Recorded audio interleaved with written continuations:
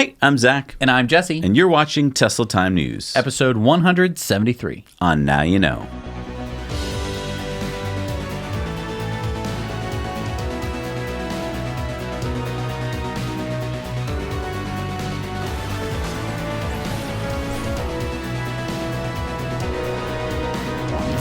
This show, as always, is brought to you by our amazing, wonderful Patreon patrons. We couldn't do this show without you. And we've just added our new Patreon perk called On-Air Questions with Zach and Jesse Uncut. This is at the $4 perk level, so this is same as On-Air Questions of the week, except now we're going to be answering a lot more questions. And brought to you by Bior, or Build Your Own Robot, bringing robotics to the kids level with Build Your Own Robot kits. Links to check them out are in the show notes. And brought to you by abetterrouteplanner.com. They just passed 12 million trips planned, and there's a new app for Android and Apple, making it even easier to use a better route planner. Yeah, plan your next EV trip with abetterrouteplanner.com. Links are down below in the show notes. And sponsored by our friends at the solar-powered hotels in Schaumburg, Illinois, the Fairfield Inn & Suites by Marriott and the Town Place Suite Hotel, which is right next door. They're both connected and they're both solar-powered, and they're the first and only hotels in Chicago that get a majority of their power from the sun. And as Amazon associates, we earn from qualifying purchases. You'll find the link down below so you can help support the show for free. And you're wearing a new EcoWear design today. Absolutely. I actually came up with this one because I feel this way all the time. I care about, and it's whenever I'm talking to someone who's just being really obtuse. It's like, I care about your grandchildren. Do you don't care about them? That's what you're telling me right now? EcoWear cares about your grandchildren. That's right. For all of the carbon that it gets created for producing this shirt, for getting it shipped to you, and then all the times you're going to be washing it and then finally throwing it away, we're offsetting that carbon costs by planting trees. And we plant a tree on top of that for every order. So it's a carbon negative shirt that you can buy so you can feel good while you're wearing this. And when people come at you and they're like, well, that shirt that you're wearing isn't carbon neutral, you can be like, actually, you're right. It's carbon negative, so shut up! And we'll be at Fully Charged Live in Austin, Texas on February 1st and 2nd. We'll be on stage with Robert Llewellyn. That'll be a whole lot of fun. You can get your discounted tickets for the event using our NYK 2019 ticket code. So go use that, and we'll see you there. Whoa, the stock is so high. So if you've been living under a rock for the past few weeks, the Tesla stock is at an all-time high. It seems to be going up just about every day. It's really exciting for those of us shareholders, but Elon doesn't want people to get too freaked out. Yeah, I mean, so first here are a couple tweets that Elon's made over the past week. One where Bloomberg posted the stock price, and Elon just put a, hilarious laughing face. Yep. And then he tweeted out, whoa, the stock is so high. And that's in reference to the 420 tweet that got so much attention last year when basically everyone thought, who would ever pay $4.20 per share for the stock? So Elon sent out an email to employees, and he wanted to stress a few things. He said, my silly jokes on Twitter are just that. What really matters is our actual execution and effectiveness as a company. Ultimately, I think Tesla will be worth considerably more than it is today, but there is a constant debate as to whether that means the value should be higher now or later. This is the unfortunate consequence of being a publicly traded company. So it goes. Heads down execution is the right thing to focus on now. Right, so I think this is really smart of Elon to be doing, because there's a lot of people who are taking just a victory lap and being like, woo, we did it! It's like, yes, the stock is at an all-time high, that's great, but most stockholders would agree that they didn't buy the stock to get it up to 420. They bought it so that it would be going to 1,000 or 10,000. Like they want considerable growth. That's the whole reason that people are excited about this stock, because for the longest time it had been so undervalued for especially the potential that Tesla would have in the long term. And this upward momentum of the stock is very exciting. But I think what Elon wants to stress here is that that's not the end of it. We're not done. No. And I mean, a lot of employees at Tesla, in fact, all employees have access to the stock option plan, which means that many of them are probably investors in the company themselves. And I think Elon's saying here, like, hey, don't just go selling your stock now. We're still going to be making money and making profit. Now, this video came out from Rivian on Christmas Day, and it shows the R1T doing tank turns. Can you explain what that means? So the R1T is Rivian's pickup truck, fully electric. It's got 4 motors, and that allows it to do this. That is a tank turn. So a tank is able to do that, right? Because it's got treads, and one of the only ways you can turn a tank is to move one tread faster than the other, right? You can't steer tank treads. Right. Oh, so that's not tank how turn that is you works. have one go in reverse and one go forward, and then the tank just does a full circle. So here, instead of with tank treads, it's using its tires. So 2 tires on one side of the car are moving forward, and the other 2 are moving backward. So that allows you to do this tank turn, and pretty much most cars out there don't have the ability to do this. Now, why are they doing it on mud? So that's actually a really important thing here. If you were to do this tank turn on pavement, there'd be a lot of tire squeal, there'd be a lot of tire wear, because you'd essentially be burning all 4 tires, and 2 of them in a direction which they're usually not going to be turning in that frequently. So doing it on mud means that you're just going to be kicking up mud as opposed to burning your tires. The question is, I mean, it caught my attention, and it made me even rethink my R1T reservation, because I had been thinking, well, you know what, I want to get a Cybertruck instead of this. But then when I saw this, it was so cool, I was like, oh, I'm glad I've got the reservation. But is it really a big deal, or is it just a parlor trick? Well, I think that parlor tricks can be sort of big deals if you think about it. I mean, Tesla has a lot of what some would consider to be parlor tricks, but it excites people. It gets people thinking about what else it can do. And it is a good point, because there are lots of things that you can do when all 4 wheels can be vectored. And what that basically means is you can manipulate the attitude of the car in a non-traditional ways. Well, and as our buddy Mike from Wisconsin pointed out, there's a few things you need to do with the truck sometimes that I don't necessarily think about. One is you drive into the forest on some very tight road, and then you realize you need to turn around, and you can't. With this truck, you probably could. And another thing that's important is when you're towing, let's say up a hill, something heavy, and then you've got slippery conditions, in most 4-wheel drive cars, even the Model X, when one wheel slips on an axle, you're giving up half your power to get the other wheel to grip. In this case, with torque vectoring, you wouldn't necessarily be doing that.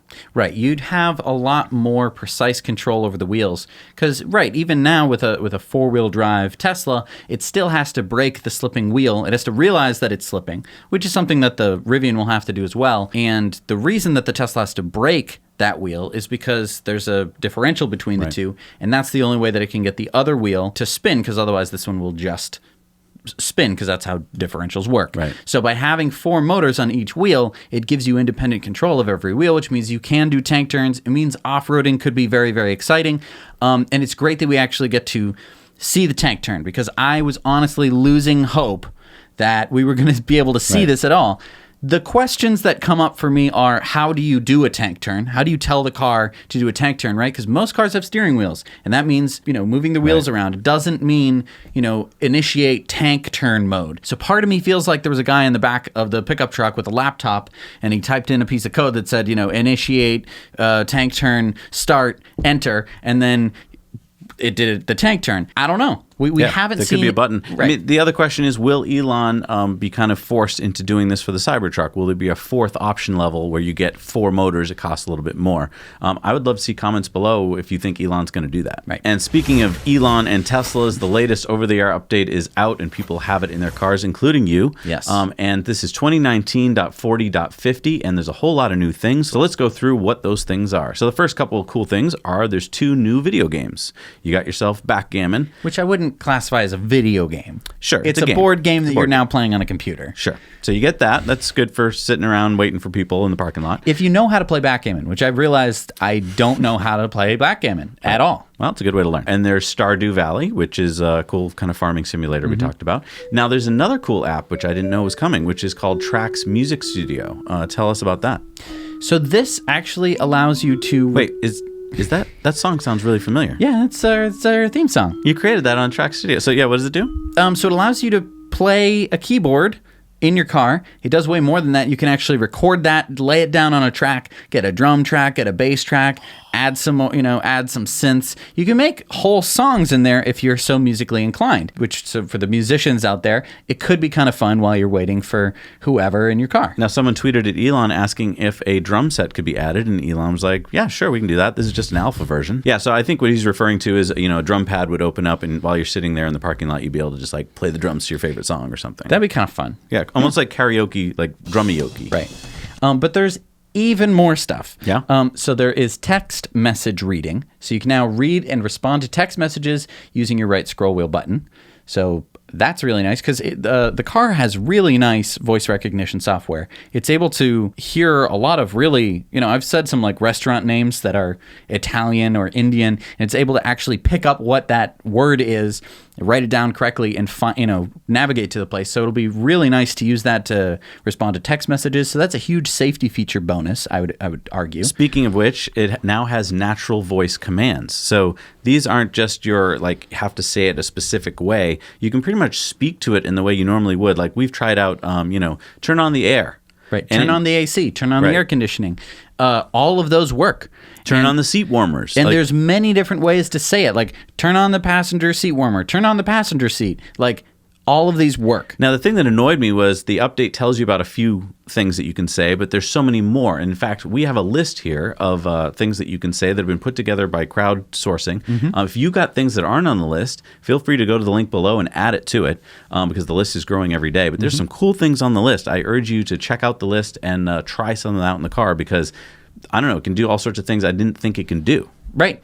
And there's some fun little Easter eggs in there. I like the To Infinity and Beyond, which turns on the heat all the way. Yeah, I like Keep Summer Safe, which turns on your Sentry cam. Which was an old one. Yep. But now it's a little bit better implemented. Also, I like Show Me Rear Camera. You're driving along, and instead of having to fumble with a button to see what's behind you, just show me rear camera. Boom, your rear camera pops up. You can even Google stuff. You can even just say, Google this, Google that, and it'll do it.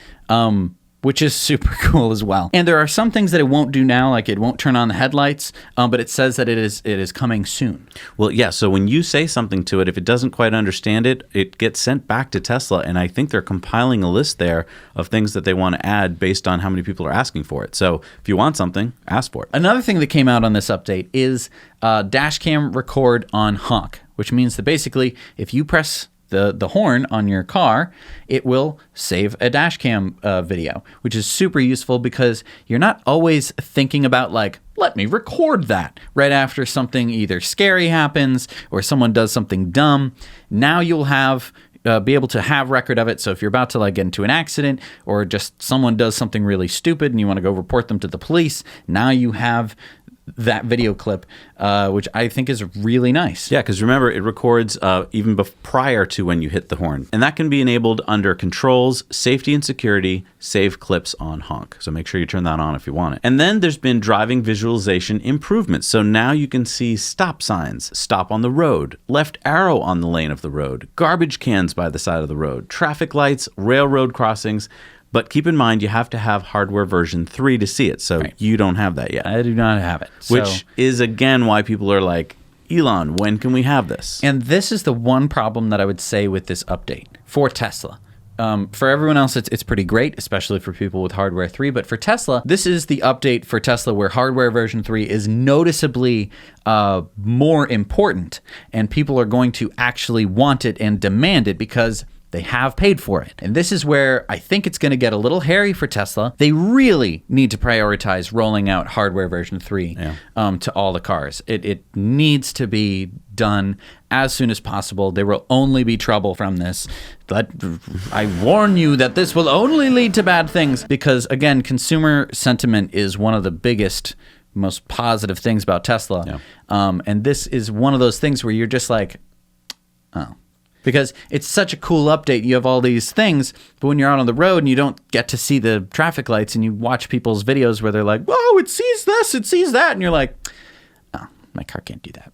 Right. It really dries up a lot of goodwill. Now, there's also camp mode. You can maintain interior lighting, the airflow, the temperature, and play music and power your devices when you enable camp mode. And now Tesla Theater mode adds Twitch.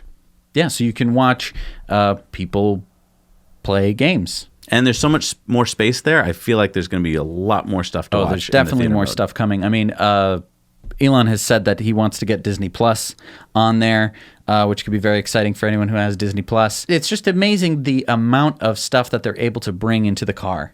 That just is exciting to everybody. And I was looking at camp mode today, and if you keep it in camp mode for about 10 minutes, you get this.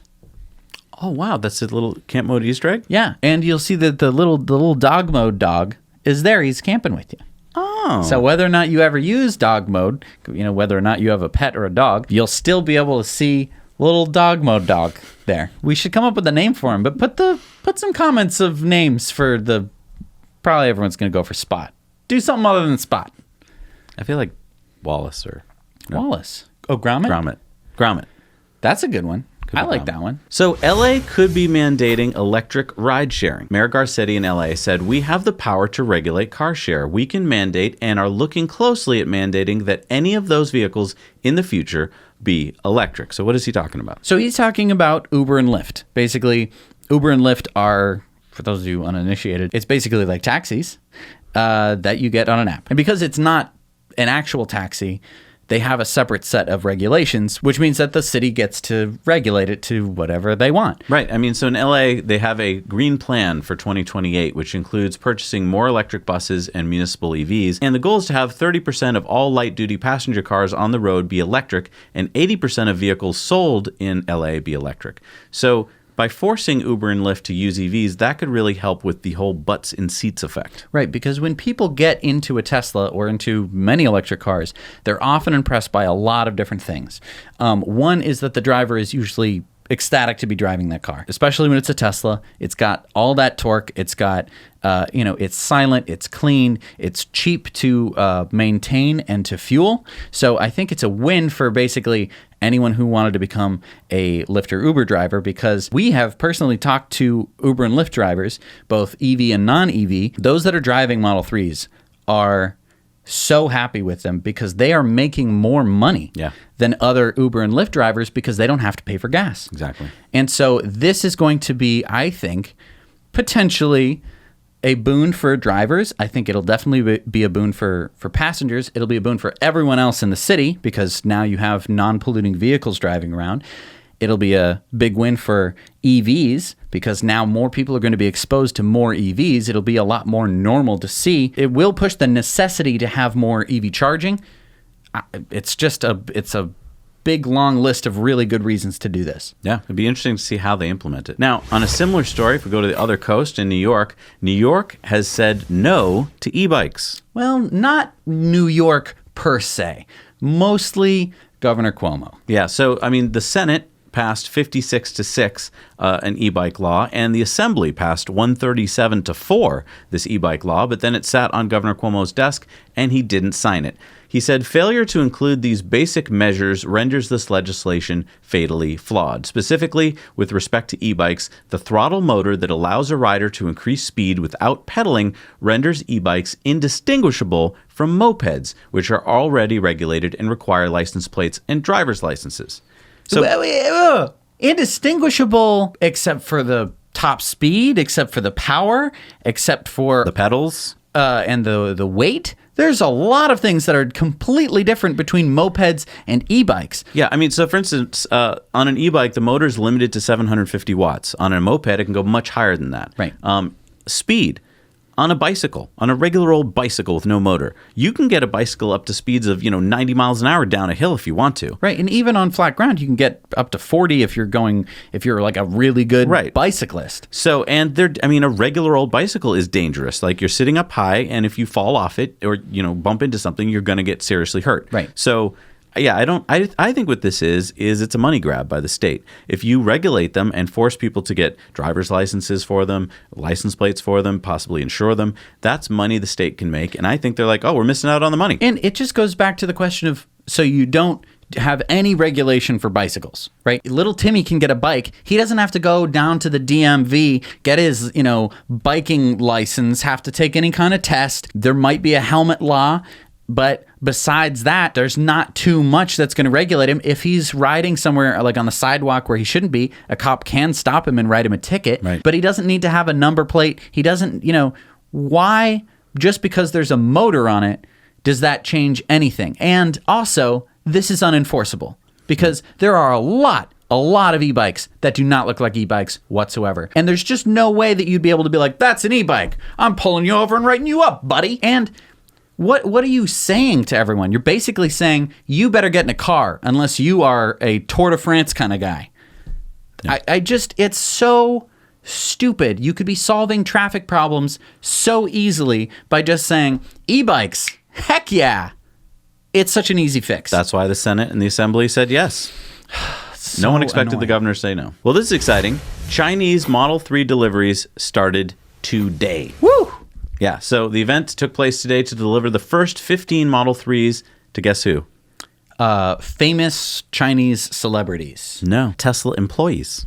Oh, nice. Isn't that nice? Yeah. I mean, that shows that they value their workers. The everyman can have a Model 3. It's not just for, like, rich people. True. Well, and also if they run into any problems, they can just go, hey, boss, my car doesn't work today. That's why I'm not coming to work, because my car is broken, and also we need to fix this. And so Model 3s are overflowing in the parking lot at Gigafactory 3, Right. probably because, they don't have enough space to keep them all. The good news is they just got permission from the Chinese government to start selling them last Friday. So not only did they get word that they can sell them, but also they got word that they're going to be exempt from the 10% sales tax. Wow. They're on the list. That's huge.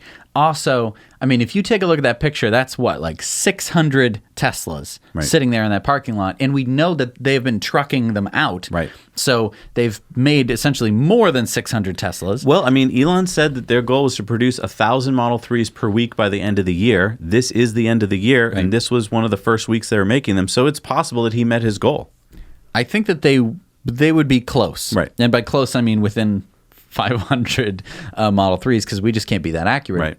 But it would be way different if we didn't see a full parking lot. I just want to say how exciting this is, because if you go back to 2017 when they were starting the Model 3 production ramp here in the U.S., they were coming out in just dribs and drabs, and we're talking, 10, 20.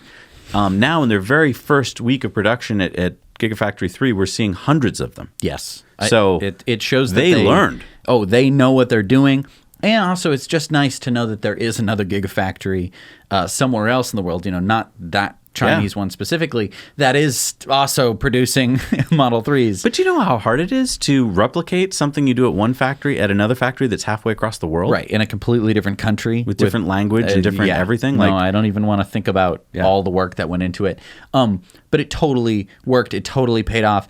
I can't believe that at the beginning of the year, where we see all those cars was a muddy field. I know. That is insane. I know. Like, really crazy. A year ago today, it was just nothing but mud. So is VW's charging robot the future? Check this out. VW has released a short video here demonstrating their vision for a mobile charging robot system that would be deployed in parking garages to autonomously charge EVs. Now, Mark Mueller, the head of development at Volkswagen Group Components, he said, the mobile charging robot will spark a revolution when it comes to charging in different parking facilities such as multi-story car parks, parking spaces, and underground car parks, because we bring the charging infrastructure to the car and not the other way around. With this, we are making almost every car park electric without any complex individual infrastructural measures. It's a visionary prototype which can be made into reality quite quickly if the general conditions are right. So yeah, check that out. There's a robot that's basically in charge of carrying what they call battery wagons, and those are 25 kilowatt hour batteries. You can drag a whole bunch of them at a time over to a car, plug them in, and while you're busy shopping, whatever. And it can charge at rates of 50 kilowatts using DC fast charging. Now, my question is this a good idea, or is it making the problem way more complicated than it has to be? I don't care. Make it. It's as simple as that. I mean, we could sit around all day and try and come up with the absolute best way to we'll have the chargers all in the ceiling. And when you make a car park, you just do that, right? Or it'd be, we're going to have some special conveyor belt system, or we're going to have a guy do this job, which is another possible solution. If this robot arm can't do, it doesn't work 100% of the time, you just hire a guy to do it. It's not the end of the world. You dress this up real nice. It's a good job, you plug in the cars with the thing. Just do it. Just, manufacture it. Start doing it. We can talk about it to death. Just kind of funny to me, though, that VW comes up with these ideas, but they can't just get the VW ID3 out in the U.S.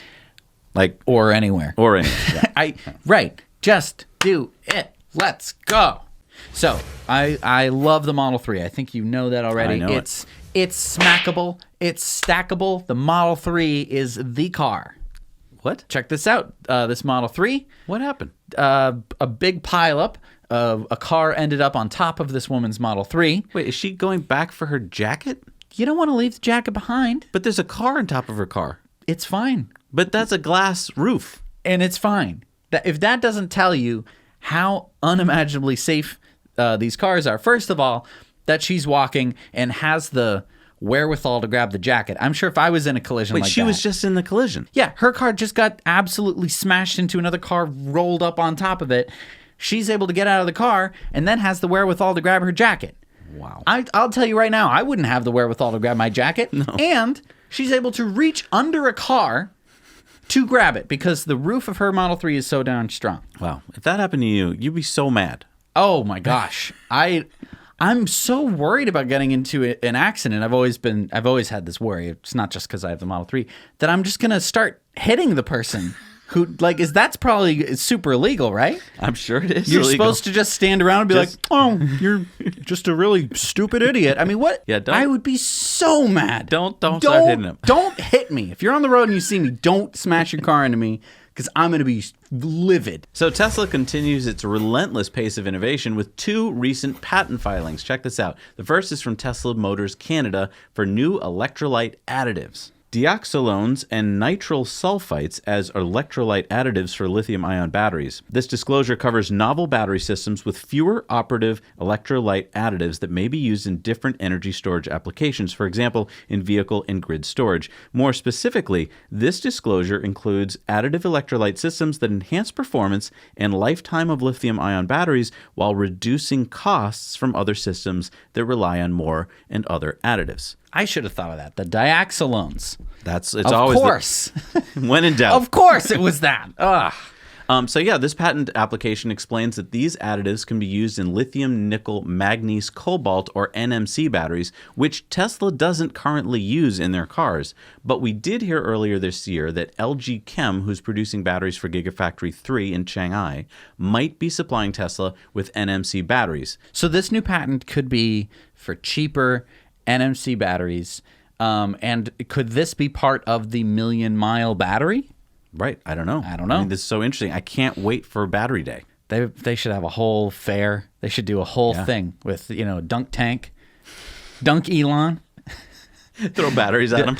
No, I mean, that's not how a dunk tank works. Have you ever used a dunk tank? You throw things at the target. The target. Yeah. Not at him. No, at the at the target. Okay. All right, yes. Now, there's another patent they filed for, which is called Data Pipeline and Deep Learning System for Autonomous Driving.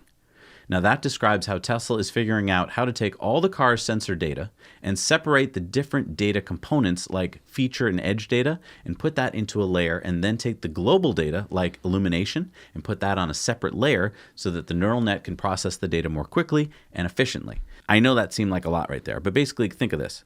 The cars are driving down the street. They're just getting bazillions of bits of data all the time. Right. And to try and force that into one pipeline and have the neural net get something out of it is kind of like doing that to you. It's kind of like just throwing all this information at you and telling you to, okay, what did that mean?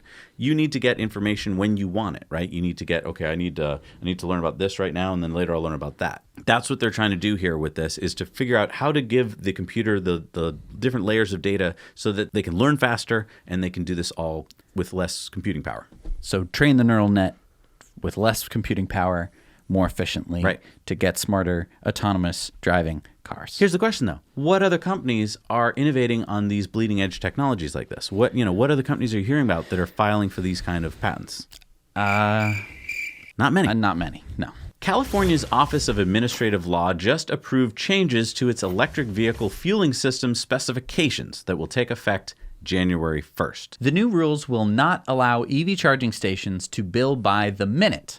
So that affects Electrify America and EVgo, both of which charge by the minute. And many ChargePoint chargers also charge by the minute. It makes sense. As Kevin Schnapp, the environmental program manager at DMS, says, if someone was selling you something based on time and they controlled the time that it was dispensed, would you trust them? If you went to the pump and they're like, we charge by the minute here, it's $4 a minute. And you okay, oh, all right, fine. And you started pumping. If it's a slow pump, you're going to be like, hey, I'm not getting the same amount of distance out of my car for the amount of money that I'm paying. Right. I could go either way on this because I couldn't. I think it makes sense. I think they're doing the right thing. It does make sense to a certain extent, because obviously you don't want to be paying for nothing, which could happen if you have a charger and you're not even charging, but you're being charged for it. But because chargers you have to sit at them for a while, it incentivizes you to leave the station. It incentivizes you, the user, to not sit there all day hogging the spot. So, I mean, maybe you could say something like, okay, well, you charge up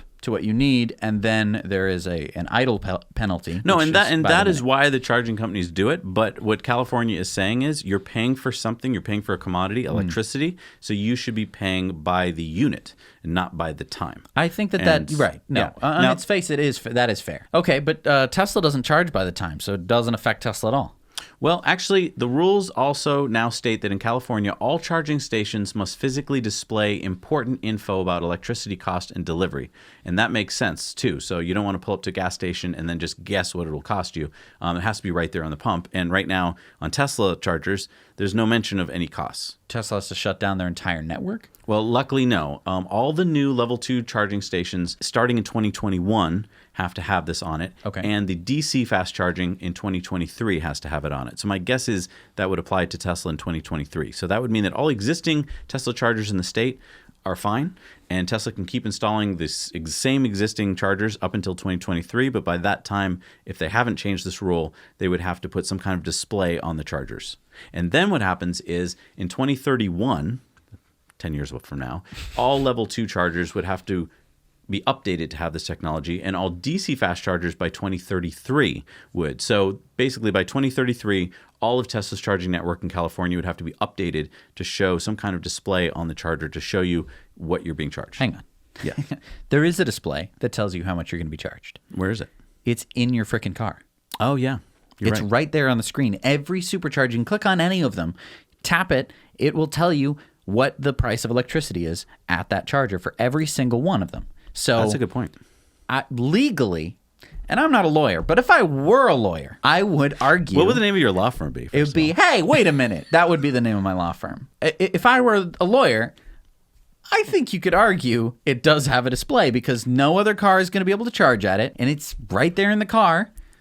I think you got a case. It's not like you can charge your car. It's not like you'd be like, well, but I didn't have my car with me. You kind of have to have your car with you to charge your car. So this next story, it's so depressing. Australian wildfires, way bigger than what even happened in California, is happening as we speak in Australia. Luckily for us, we have Chris Vanderstock, who has a great YouTube channel and has covered what's going on right now. So take it away, Chris. Right now in Australia, we are battling some of the largest bushfires we have ever seen. Hundreds of homes have been destroyed, people's lives have been lost, and hundreds of thousands of Australians have been affected. The sheer enormity of this emergency is unlike anything we have ever seen. To understand just how big this emergency is, they have incinerated more than 5 million acres, or more than 20,000 square kilometres. That is more than the total of all bushfires in the past 3 years in Australia, and is 25 times the size of California's, and more than 3 times the size of the Amazon fires. The impact of this has been felt not only by local communities, but also people who live and work in our cities. Smoke has been seen as far afield as New Zealand, making the air unbreathable and unsafe for the young and vulnerable. With more than 1,800 buildings destroyed, 600 homes burnt to the ground, 8 lives lost, 6 unaccounted for, and more than 33 volunteers and professional firefighters injured, Australians are digging deep and responding with heartfelt generosity. I learned of an awesome initiative by Toby Patton, who is sponsoring a fundraiser on behalf of the trustees for New South Wales Rural Firefighting Service and Brigades, called Front Up for Fires. Not only can you help raise some much needed funds to help equip and train our volunteer firefighters, but it is also a call to action for not only Tesla owners, but anyone who can donate toys, clothes, non-perishable food items, hampers, toiletries, and other products that families can use in this time of need. Details on how you can donate and where a meetup will occur can be found in the link below. Many thousands of children, mums, dads, brothers, sisters who have been directly affected by these bushfires. Please help them. Thank you so much, Chris, for covering that because, I mean, we are literally on the other side of the world from this that's happening, and it's super important to be talking about, but all of our information is just Tasmania. It's hard to get the scale of it. I mean, if you look at some of these images here, we're looking at an image here that shows you, I mean, Chris talked about this in his video, that the scale of the fires going on there is just enormous. And what's so frustrating is that the Prime Minister of Australia, Scott Morrison, he pledged to outlaw environmental demonstrations, calling the protests a new breed of radical activism that is apocalyptic in tone. So basically, not only is he denying what's going on to the environment, but he's saying, shut up about it. I don't want to hear it. Now, all around Australia right now, the oceans are getting warmer.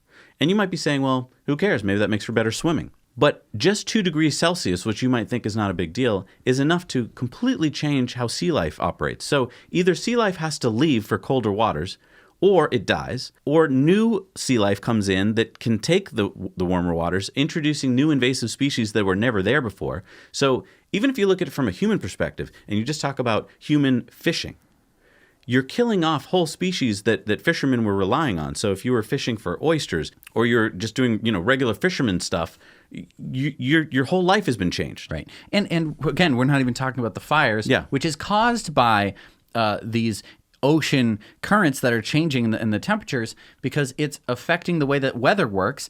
Also, the globe is heating up on average. So you have temperatures that are just absolutely jaw-dropping in much of Australia. It has to do with climate change being this very complicated thing.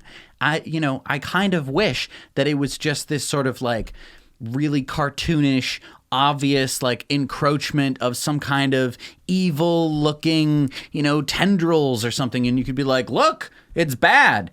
Because then everyone would at least get on board and be like, what can we do to prevent this? But it's not. It's this super complicated. And by the time you're done talking about it, you've lost half of your audience, because everyone's just being like, this is really hard to, I'm going to go talk about something else now because I don't. That's the problem with climate change, is it's so complex. It affects the world in such a complex way because it affects everything. It's really frustrating. So, yeah, gosh, hate to kill the mood. We were on such a fun rip of topics there, but yeah. Well, let's have a little uplifting story here. A little bit of good news here is that we reported to you a few months back that YouTuber Mr. Beast and many other YouTubers were campaigning to raise $20 million to plant 20 million trees. And I'm happy to announce that the partnership with the Arbor Day Foundation has succeeded, and they have met their goal and then some. They're actually $500,000 above their goal, so we just keep on planting trees. That's awesome. Great. Genovation Cars out of Maryland has been working on their GXE, which is a converted Z06 Corvette, and they were hoping to have it available in limited production of 75 units by 2018. Now they say that that'll be 2020 for the $750,000 car. Where do I sign up? Yeah. But the price does get you the fastest top speed of an electric car. Awesome. All right. What can I do in it? So they've just broken their own record, achieving a new top speed of 211.8 miles an hour. That's 340.8 kilometers an hour. If it was 212 miles an hour, I would have put the money down, but... It'll have a range of 175 miles. I don't think that that's going at 211 miles an hour. And it has a 7-speed manual transmission. Yeah. Which is how they get that top speed. Exactly. Because you really need a transmission in order to get up to those crazy speeds. So my question, if you buy this car, where can you drive it to go that fast? Airstrips. That's it. Drag race arenas. Or maybe the Autobahn? I would hope that if you can afford a $750,000 car, you have your own airstrip. Can you go 211 on the Autobahn? Who's going to stop you? Comment below. I mean, I know there's no top speed, right? But there are certain sections of the Autobahn with no top speed. Yeah. So, I mean, comment below if you know, like, could you actually go 340 kilometers an hour on the Autobahn? That's just insane. I'm sure right? somebody's done it. Remember we were talking before about auto companies that have patents? Well, Rivian actually has another new patent out this week, which is quite impressive. This is a patent called Systems and Methods for Operating an Autonomous Vehicle in a Guardian Mode. Interesting. And we're going to be talking more about this patent on Patreon bonus stories. So if you want, you can head over to Patreon and check it out. So get this, GM's CEO, Mary Barra, has met with U.S. Transportation Secretary Elaine Chao and asked for permission to get autonomous Chevy Bolts with no steering wheels on the road. Acting National Highway Traffic Safety Administration NHTSA Administrator James Owens told Reuters, "I expect we're going to be able to move forward with these petitions soon as we can. There's a lot of back and forth between us and the companies. We're sharing with them thoughts and ideas and concerns. They come back to us with additional information." Owens says that NHTSA should definitely decide in 2020. So here's my question. GM's Cruise and Nuro, which is a delivery autonomous vehicle company, they've asked for 2,500 cars on the road that have autonomous driving capabilities and no steering wheel. And I'm all about autonomous on the show. You know that. But I think until we have proven the technology, steering wheels are probably pretty important to have in the cars to have safety drivers. But how do you prove the technology if you have a steering wheel in the car? Well, you prove it by having the safety driver never having to take over. Like, just you have footage of them just sitting there doing nothing. Okay, but what do they do in a situation where they think there could be a dangerous thing that's about to happen, and are they going to intercede? Are they not going to intercede? What if they take over from that?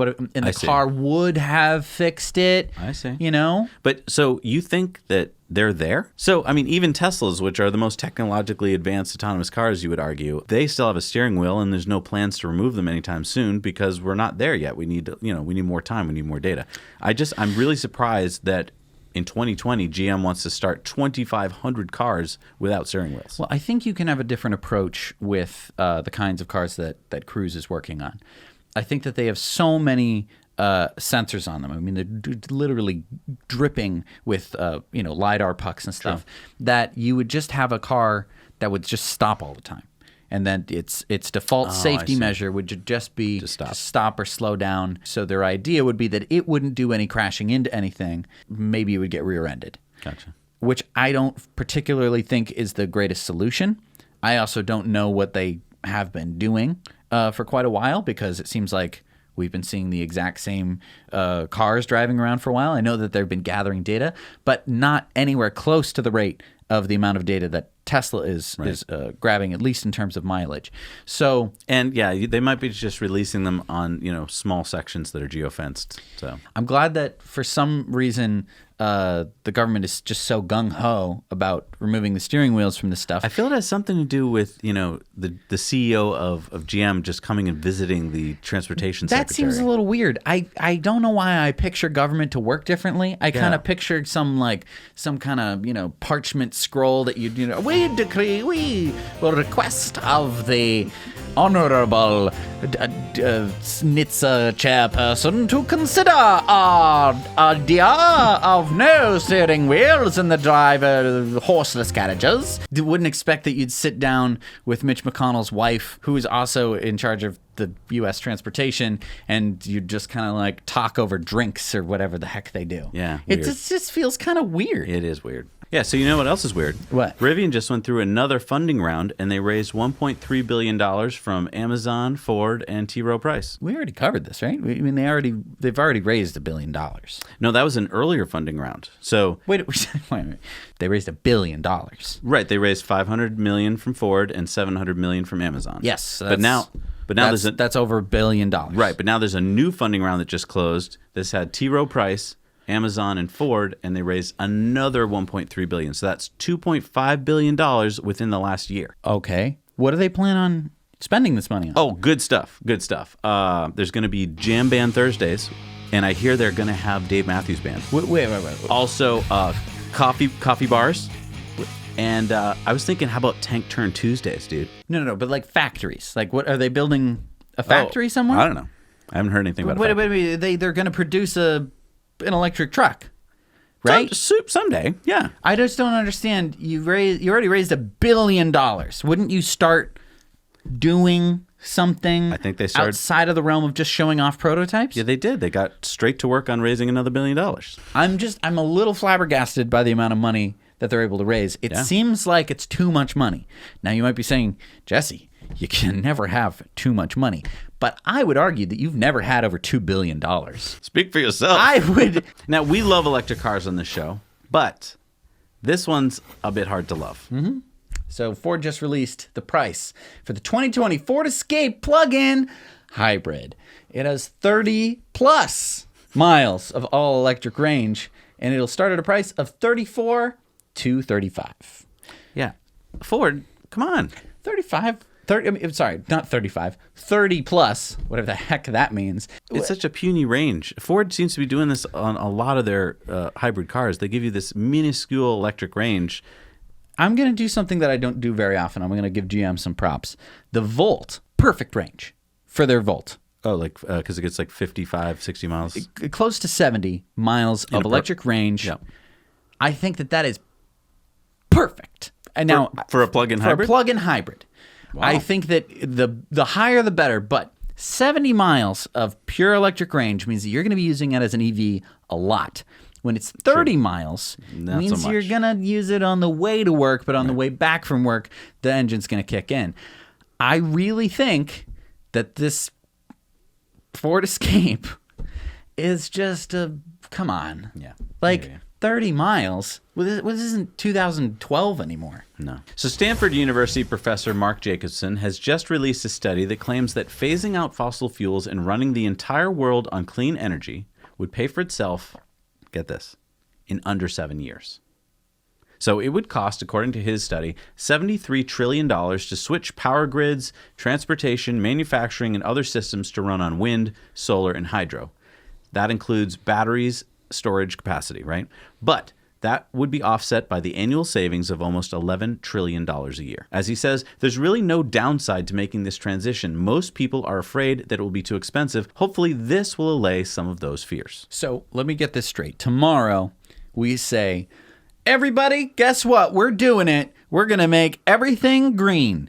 And we do it. We dip into our pockets and we spend a lot of money. Grab the $73 trillion that we had sitting in there, and we plonk it down. We do it, or we do whatever you gotta. I don't know what to do. And just to give you an idea, what $73 trillion, that's less than 1 year's expenditures on the planet. So, like, if you take all the governments on the planet and all they spend, that's less than 1 year. So it is possible to do. I mean, it's a lot of money, but it's not. It's possible. And you wouldn't do it in one day. Exactly. Right? Rome wasn't built in a day, and you certainly wouldn't be able to build all these solar panels in a day. But okay, so it costs a lot of money. $73 trillion, but it which would is immediately start paying for itself.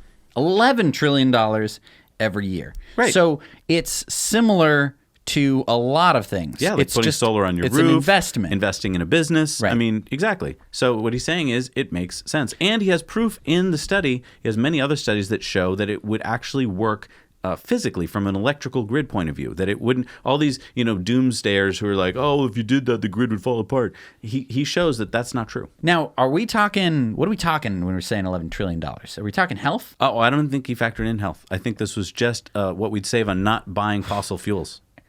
Because if we factored in health. Oh, yeah. Boy. We'd probably pay for itself really quick. I mean, in terms of just lives. Yeah. That would be saved. Yeah, lungs and lives and everything. Yes, and all of that stuff. Yep. I think that we would be coming out ahead. Even sooner. Now, I don't know if he factored that in. I know. I want to interview him, so I'm going to reach out to him. I want to hear more. All right, it's time for Throwback Thursdays. Nope, it's Monday. So remember that video of that tiny Cybertruck we saw last week, and we were trying to guess, like, is this Poland? I was pretty close. Yeah, it was Russia. If that was GeoGuessr, I would get half points. Turns out it was Russia. These dudes went in their garage and just it seemed like it took a day. They just welded it together, and now it's for sale. If you want to buy it, you can hop on over to auto.russia, and it's for sale for 666,666 rubles. That is $10,700. Wow, that's cheaper than a Cybertruck. It's an ice car, just to let you know. They built it on the frame of an ice car. But yeah. So is it stainless steel? Is it cardboard? It's got like a steel frame, and I think it's like plywood or something. Oh, yeah, plywood. It's silly. All right, it's time for our video contributor stories. We've got our friend Khalil in Morocco with Tesla Club Morocco. Check out this footage. This is Morocco, where you don't normally think of EV driving because there's no superchargers there and not a whole lot of chargers. But what Khalil said is, I bought some Tesla wall connectors, and they're on their way from Europe to Morocco. I'm not even a Tesla owner yet. I still drive my ICE vehicle. And you understand that in order to get up to 2 Tesla wall connectors, you need to provide a VIN. So what I do is I ask Tesla owners in Europe to help me get Tesla wall connectors at a retail price, clubs helping owners. I'm paying them for my own salary in order to install them and render them possible to use on PlugShare. Just doing small efforts to add more charging options adds more dots on the PlugShare map for Morocco. Now, a better route planner data doesn't compute yet for Morocco, even if it shows our 2 fast chargers. I collaborated with owners that are born in Tunisia and live in Europe. They asked me to assist in the plan to deploy Tesla wall connectors. If you check PlugShare, there are now Tesla wall connectors in Movenpick hotels and other hotel chains that want some too. And since we've been talking, he's actually added even more. And I've been talking to Bo from A Better Route Planner, and he is making sure that that data is in A Better Route Planner, so now that you can use that to get around Morocco.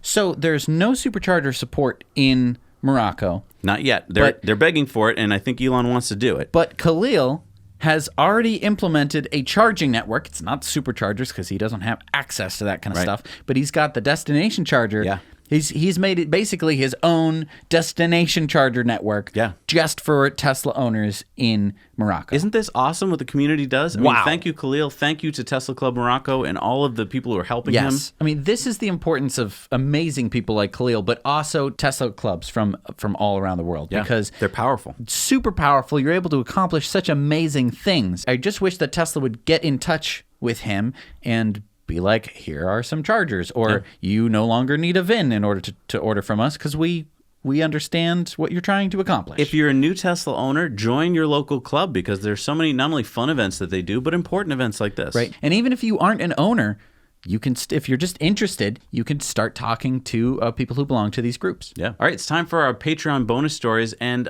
we have an unusual electric drag race this week. A race with a Model 3 up against, well, you'll see. Something else. So head on over to Patreon. You can join for as little as $1 a month, and you get to see all of our Patreon bonus stories. See you there.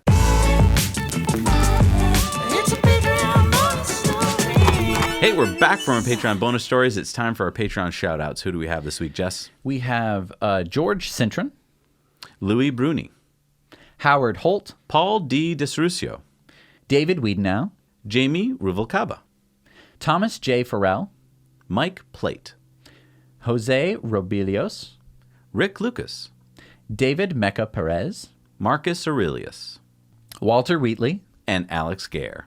Thank you so much for supporting this channel. You make all of this possible.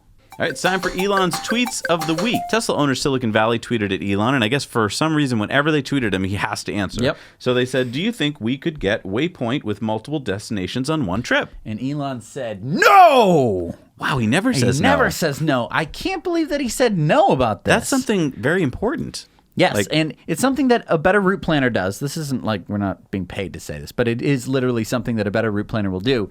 If you need to go, I've had to do this before, you need to drive up a mountain and then you need to go to grandma's house. It'll give you the proper charging routes and everything that you need to do in order to get there with the proper amount of charge. Well, if a better route planner can do it, why can't Elon do it? He just said no. Because it's hard. It is very... Because we've met Bo, and he's wicked smart. He's very smart. But Mike Nusabuga asked Elon if he could add Meme Lord to his Wikipedia, and Elon answered, okay. So now if you go to Wikipedia, I don't know if they've erased it by now, but if you go there right now, it says this, which is at the bottom of the huge list of cool things that Elon is. It says, Meme Lord. Which is accurate, actually. So it's a good thing that they added that, because I would argue that he is a meme lord. Now, if you think that Elon is just all fun on Twitter and just all about memes, check this out. Tim Urban said, if you were floating in space and lit a flashlight and pointed it ahead of you, the expulsion of photons would push you backwards very, very slowly, like the lamest rocket engine in history.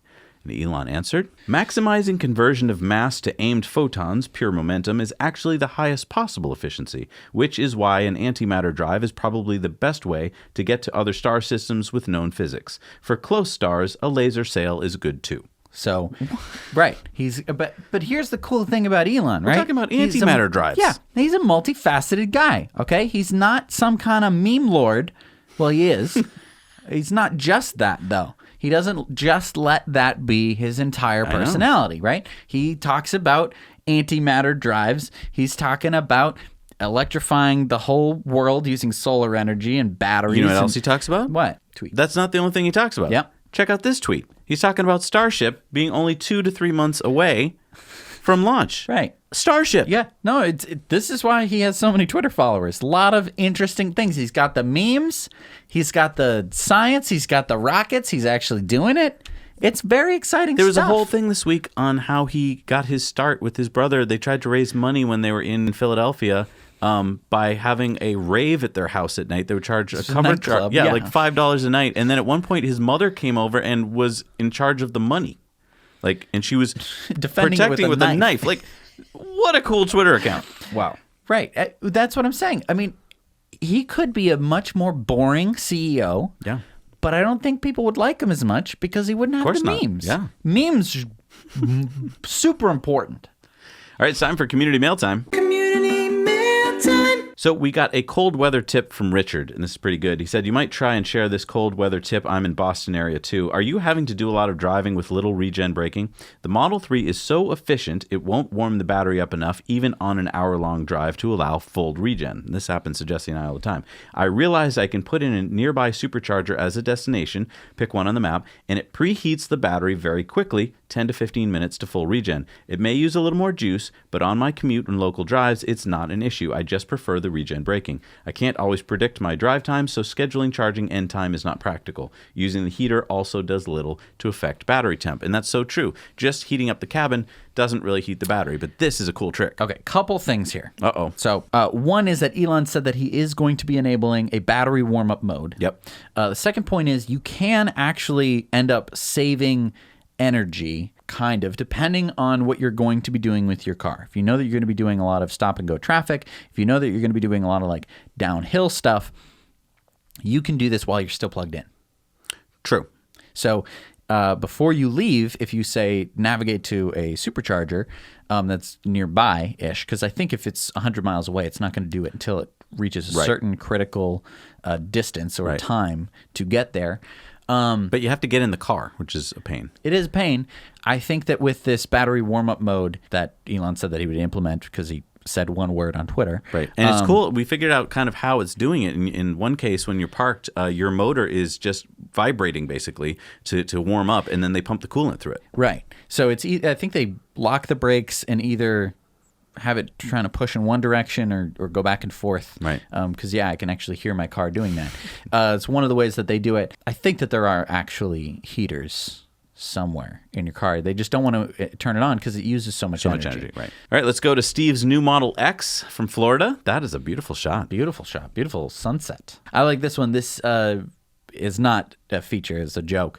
But where you could set different cars as charging limits. So you could say, I want the i3 charging limit, which actually you can't set in a Tesla car in reality. It's too low. Your car will only go to 50%. It won't go below that. And then they have the Taycan and the e-tron in there to show you just how much extra range the Model 3 has compared to all of its competitors. Nice. So our friend Chris reached out to us, and I actually saw an article about this very thing, I'm pretty sure. Let me just read what he wrote. He said, "Love the show and all things Tesla. I'm a proud patron as well. Thank you so much. When I saw the Cybertruck roll onto the stage, I immediately loved it and reserved one, even though I've never considered a truck in my life. I was inspired by its sleek and simple geometry to design a house around the truck. I call it the Cyber House. Wow. Durable stainless steel, self-powered, solar, modern. I'm an architect, and anyone can get in touch with me through my website at dihedralarc.com. Wow, we should get in touch with them. That's so exciting. Yeah, I mean, I want a house like that. Take a look at some of these pictures. It looks good in almost any environment. And, it makes so much sense to have a house made of stainless steel. I love it. Right. The more that we have to fix this house, I know. The more I'm like, stainless steel house would be pretty cool. Stainless steel clapboards. Yeah. All right, it's time for our on-air question of the week, and I want to remind everybody that we do on-air questions now with Zach and Jesse uncut at the $4 Patreon level. So if you'd like to hear us answering tons and tons of questions in a 30-minute show, and ask us those questions, then go on over to Patreon and join us there. But Jim has a question this week. He said, what do you think of Tesla enabling the Tesla ride-hailing network now instead of waiting for full autonomy? Seems like it would be a great way to get seats in butts. Reverse that. I would be a driver part-time. It would be ideal for airports in particular. Most airports now have waiting areas for Lyft and Uber drivers. This would be a great place to install superchargers. I love this idea. You know why? Because if Elon turned this idea on right now, it would basically be an Uber Lyft, except an EV Uber Lyft. I think that it would be too much demand for Tesla. Probably would. I think that's a great thing. Right. I mean, they could charge a lot. Well, I mean, if that you means think, the drivers can make more. Right. I mean, if you think about this for a second, though, you know, if I wanted to, I could buy a Model 3 and then I could go work for Uber or Lyft. Sure. There's nothing stopping me from doing that now. No. Tesla could take advantage of all the Tesla owners who are already doing this. They'd probably offer some. But here's kind the of advantage perks. they could take. Yeah.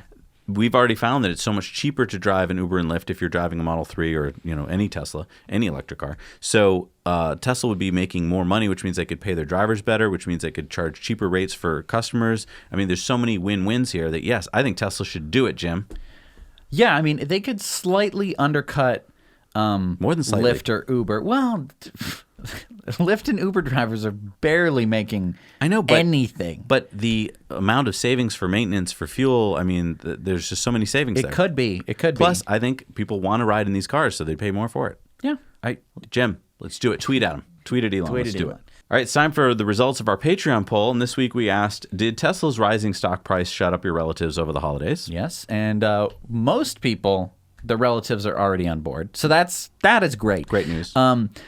But 37 people, it shut up their uncle. Awesome. Or you know, someone in their family who is usually on and on about it. But 27 people still have people, I guess, who haven't heard the stock price very recently. I mean, it sounds like it was effective. Yeah. And then Elon had his own poll this week on Twitter. He said, build super safe earthquake-proof tunnels under cities to solve traffic. And 67% said, definitely. So that means, he says, as expected, 69% want car tunnels. Stop whining, subway Stalinists. The people have spoken. And as we know from our Patreon bonus stories, you should not mention the word Stalin in your tweets unless you want Russia to get all over you. So that might have been a mistake. All right, it's time for Supercharger reviews. Let's see what we got this week.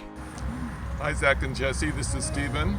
I'm by Highway 101 in Laytonville, California, Northern California.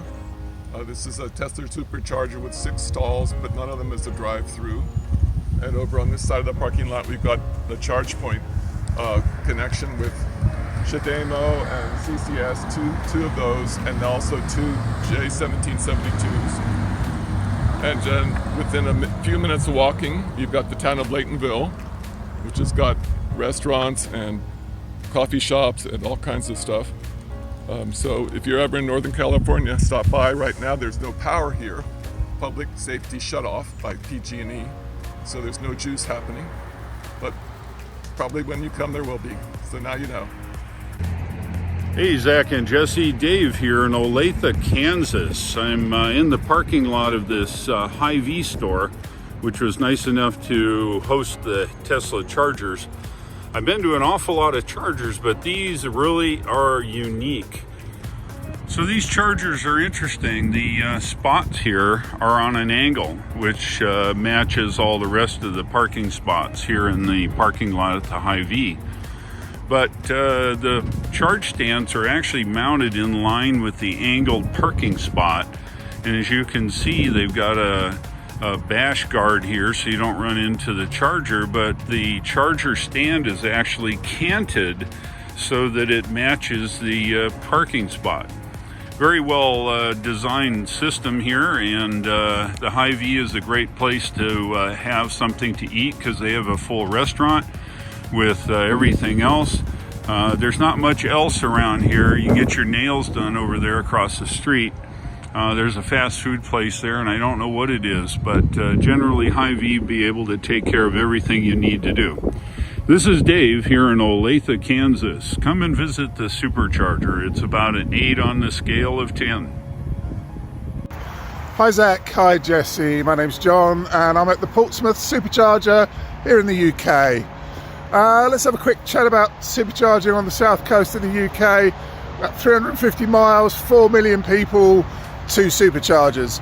So really, if we're going to score supercharging in the south coast of the UK, we can only really give that a 3 out of 10. Tesla really need to get their act together there. Whether it's the local councils blocking planning applications, who knows? But the fact is, it's quite an affluent area of the country and there are no superchargers really. Awesome. I love Supercharger reviews. I love seeing these Superchargers all over the world. Keep in mind, you can see all of these Superchargers, they're on a map. So if you're like, I'm planning a route, or you saw one of these on the show and we're like, that's really beautiful. And Where it's is our that? map. It's on nowyouknowchannel.com/supercharger reviews. And they're right there for you. You can check them out. You can upload your own. Yep. And you can do destination chargers as well. So get out there, find those chargers. And there's a ton in Canada. Yeah, let's get them reviewed. Go do the Trans-Canadian Supercharger Highway. And so that way when we do our road trip, we'll know what to expect. Exactly. All right, it's time for new Superchargers this week. What do we got? We have a lot. We have the 10 stall in Seville, Spain. We got the 8 stall 150 kilowatt in Rochester, New Hampshire. We have the 2 stall in Reykjavik at the service center in Iceland. Yep, we got that island covered now. We got the 8 stall 150 kilowatt in Chiayi City, Taiwan.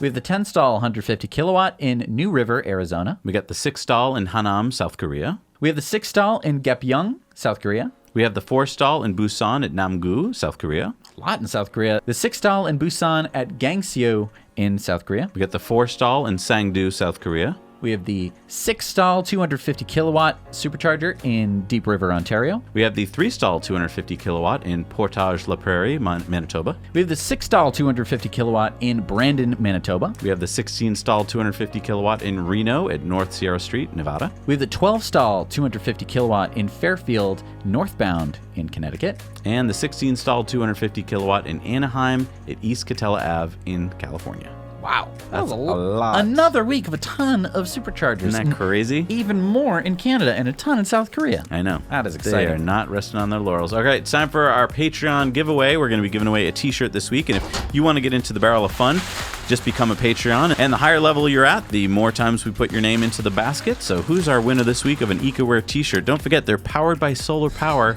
And when you buy a tea, we plant a tree. The winner this week is Renee Coons. Renee, you just won a t-shirt from EcoWare, and you made it to the end of the show, everybody. Congratulations. Did you just watch a whole hour of this show? Did we just write and record a whole hour? Yeah, that took a lot of work, didn't it? If this was too long for you, if you're like, wow, I don't know if I can do this every week, don't worry. We have a Clips channel, so you can see each of these stories as their own little individual nugget, their own little video. I'm excited about the Clips channel. Yeah, and if you saw a story and you're like, I need to share this with my friend, subscribe to the Clip channel. They'll be coming out over the course of the week. Please subscribe to it. That helps us a lot. And basically, you'll be able to share the story that you liked with your friends. Lots of people have been asking for this. They've been asking for a way to not have to share an hour-long show because they know that Bob won't watch it. Right. But they know that someone will watch a 5-minute clip. So, yeah, I'm really excited about it because I think a lot of times we put a lot of cool stories into Tesla Time News, but they're so buried they get lost. And now we can pull them out and put them as individual little stories, and more people can find them. And also, if you have like a story that we've done like months ago, weeks ago, years ago, or an in-depth or part of an in-depth, and you want that as a clip so that way you can share it with your friends, let us know. Message us on Facebook. Let us know because we want to add some of those stuff to our Clips channel. And I'll be honest, I can't remember all the stuff we did because I did all of it. And you probably watched less than all of it. So you actually remember it, whereas I, first of all, I can't remember anything. True. And second of all, we both have bad memories. It must be genetic. That's not good. If your memory's this bad at your age, then I hope that. When was it ever good? My life is like Memento. No, but what I mean is, most people at your age have a good memory. Like they can remember things. I don't know. That's a blanket statement. It's a true statement. It's true because of biology. Did you know your brain basically fills up, and about by the age 20, your brain gets to be almost full? That's why when you put your keys down and you're like, where did I put my keys? You have to say it and sing it to yourself to put it in multiple places in your brain. I think I'm being very efficient. I'm like one of those people that you go onto their laptop and their whole desktop is blank. Yeah. And they're just like, I have all my stuff, and there's a very specific order, and I mostly delete everything. I'm like, why is that efficient? Because now I have tons of space on my hard drive in case I need to remember a lot of stuff. I don't know. I don't know if that's what it is. Also, buy this shirt. Tell people that they should care about their grandchildren, because I don't know why we have to tell them to care about their grandchildren. It used to be something. I like that you came up with that. It's a great way to get it through people's heads. It's like, you can't be mad about this one. You can. They'll find a way. I care about you. Why do you care about my grandchildren? Because I do, sucker. Like, what? This is, I don't know. This is the most rudimentary form of my being here. I think a lot of people don't care about their grandkids. No, they're I'll just be like, honest. I don't give a crap. Yeah. But I think if you can shame them into doing that, Yeah. it's a win for everybody. So go buy this shirt. I know I'm plugging it, but I mean, I genuinely like this shirt. Yeah. And I came up with it myself. Well, so that's I probably feel why you like it. I'm very biased, but buy it. It's a good shirt. Yeah, or this one. And we carbon offset it. So Yeah. it's not even like they got that on you. You know what I'm saying? I hear you. We're getting punchy. I'm getting really punchy. If I talk too long, I feel inebriated almost. I need to go to bed. Thank you so much for watching. Hit the subscribe button. We do this next week. Now you know.